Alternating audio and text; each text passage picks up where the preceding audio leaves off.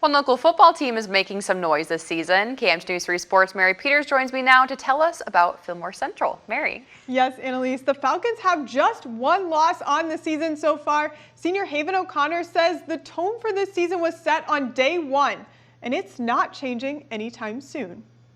Janesville, honestly. I mean, it's really nice when you come out of a bad season and you just come out and you play good and you really set the tone for your season up to come.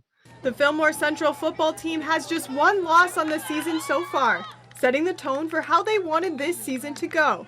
The team is very young with just 4 seniors on the roster, but Coach Chris Mensink and Senior Haven O'Connor say that hasn't slowed them down one bit.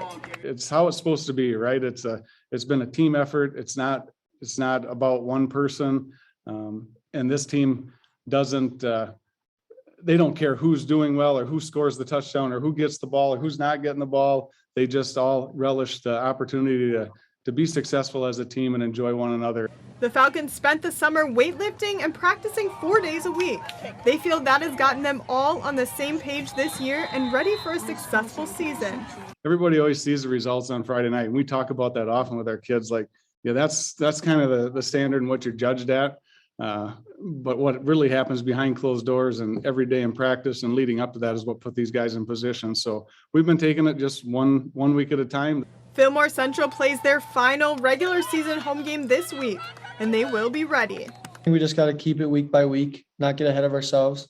I feel like this year we've done a pretty good job of just keeping our heads there and keeping our heads on and just letting our game play for itself.